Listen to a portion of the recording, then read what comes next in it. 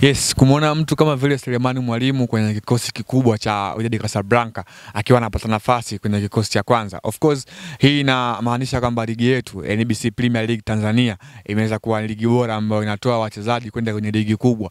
Ikumbuke tu kwamba ukizungumzia Botola Premier Pro ni ligi nambari 2 barani Afrika, ukiachana na ligi ya Egyptian Cup pale nchini Misri, lakini pia inafuatia Botola Pro nchini Morocco. Kwa hiyo mtu kama vile Selemani Mwalimu ambaye ni Mtanzania mzawa, fahari ya Tanzania, na kama Watanzania tujivunie yupo kwenye kikosi cha Wydad Casablanca. Na ikumbukwe Wydad kwenye historia ya michuano ya CAF wanataji hili mara 4. Kwa hiyo nazungumzia ni klabu kubwa ambayo imeshafanya makubwa kwenye ardhi ya Afrika, lakini pia ina wachezaji ambao ni wakubwa. So ukiona mchezaji kama Selemani Mwalimu ameanza kuanza kwenye kikosi ndani kwenye mechi kubwa ambayo timu yake inaelekea kwenye michuano mikubwa, yani FIFA Club World Cup mwezi wa 6 mwaka huu, uko unaangalia ni kama vile amekuwa ni mchezaji ambaye ana kitu ambacho Mwalimu ameweza kumwona nacho. Vile vile kwa Stefan Kiaziz ambaye tumeangalia ametoka kwenye klabu ya Young Africans siku za hivi karibuni, ameelekea kwenye kikosi cha Wydad Casablanca cha pale nchini Morocco. Of course ubora wake kila mmoja anaweza kufahamu. Stefan Kiaziz tangu amekuja kwenye viunga vya Young Africans amekuwa ni nyota ambaye ameonekana kwenye matukio muhimu kwenye kikosi cha Young Africans. Amekuwa ni mchezaji bora ambaye kama ukizungumzia mchezaji mkubwa anaonekana kwenye matukio makubwa, basi Stefan Kiaziz anaweza akawa ndo mchezaji wa kwanza ambaye ameweza kudhibitisha hilo. Nakumbuka mechi dhidi ya Young Africans na klabu African Tunisia, alipeleka timu yake hatua ya makundi ya kombe shirikisho barani Afrika msimu ambao Young Africans ilifika mpaka finali. So Casablanca, kwa maana kwamba Wydad Casablanca kuna kitu ambacho wamekiona kwa upande wa Stefan Kiaziz. Hawa wachezaji wawili wote ambao wametokea kwenye ligi ya Tanzania kana kwamba NBC Premier League, mmoja akitokea Fountain Gate lakini pia mwingine akitokea Young Africans hapo kwenye ligi ya Morocco, ni wachezaji ambao wana kitu ambacho klabu kama Wydad Casablanca imeweza kuona. Siamini kwamba scouting wa Wydad Casablanca anaweza akamwamini Selemani Mwalimu ambaye hajaona kama kuna kitu ndani yake, ama anaweza akamwamini Stefan Kiaziz aende kwenye kikosi hiko kama hana kitu ndani yake. Kwa hiyo kuna kitu ambacho amekiona kama vile ukubwa na kinaweza kikawasaidia kwenye kuelekea michuano ambayo iko nayo mbele. Of course wamekosa Botola Pro msimu huu, lakini wanaelekea michuano ya FIFA World Cup mwezi tarehe 14 mwezi wa 6 mwaka huu, ambao wapo kwenye kundi moja pamoja na Juventus Turin lakini pia Manchester City. Kwa hiyo ni kundi gumu ambao wanaelekea, lazima wafanye usajili ambao ni wa maana. Wataenda wapi? Stefan Aziz ni miongoni mwa wachezaji ambao wao wamemwona binafsi yao ni bora na anaweza akafikisha kwenye nchi ya ahadi.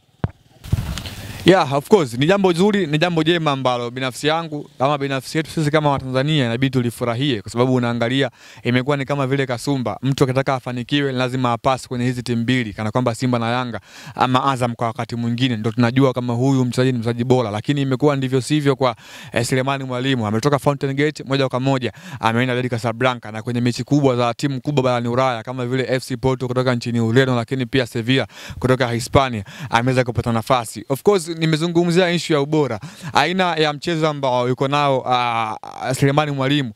Ni mchezaji ambaye ana matumizi makubwa sana ya akili akiwa kiwanjani, kasi yake, lakini pia individual brilliance, kana kwamba kwenye miguu ana kitu cha ziada ambacho kinaweza kikamuongezea. Ndio maana kwenye hii michezo miwili ya kirafiki ambayo Casablanca ameweza kuicheza, amekuwa ni kama vile nuru kwenye timu. Kila mmoja ameweza kumuona kwamba ni mchezaji ambaye ana kitu, kama kwamba akiaminiwa huenda akatoa kitu kikubwa sana kwenye timu yake ambayo ipo kwa wakati huu. Kwa hiyo ni maendeleo ya soka kwenye nchi yetu, lakini pia ni maendeleo ya soka kwa mchezaji mmoja mmoja kama vile Selemani Mwalimu ambaye ameweza kuonyesha uwezo wake binafsi. Kwa hiyo ndio huje useme kwamba ni mchezaji ambaye ameonyesha improvement kubwa sana, kana kwamba hayupo kwenye timu ya Young Africans wala Simba, lakini ameweza kushow kitu, kana kwamba ana kitu. Yuko Fountain Gate lakini ameweza kufika mbali, kana kwamba kuna kitu zaidi ambacho yuko nacho. So kitu kikubwa ambacho kwa Selemani Mwalimu inabidi akiongeze, kama vile mchezaji mkubwa, kama professional players ambao yupo kwenye timu kubwa barani Afrika, timu ambayo inakwenda kushiriki kwenye michuano mikubwa kwa ngazi ya vilabu kwa dunia nzima, FIFA World Cup. Kwa hiyo anakwenda kuongeza kitu kwenye career yake, lakini pia yeye mwenyewe inabidi ajiangalie kana kwamba ni mchezaji bora ambaye taifa linamtazama, lakini pia yeye mwenyewe pia akiwa na malengo yake basi huenda yakatimia. Binafsi yangu Selemani Mwalimu ni mchezaji mzuri ambaye kwenye kikosi cha Wydad Casablanca kenye wachezaji kama vile wakina Sofiane Buhura ambao hawa ndio hapo kwenye namba yake, lakini pia wakina Nkosi Loch Dewich, lakini pia wakina Sofiane Mailula. Hawa wote ni wachezaji ambao wapo kwenye kikosi cha Wydad Casablanca wakiwa wapo kwenye uwiano wa namba, kana kwamba wote wapo kwenye eneo la kushambulia la Wydad Casablanca. Anaweza akakompete nao kwa uwezo ambao yuko nao Selemani Mwalimu, mzaliwa wa Tanzania.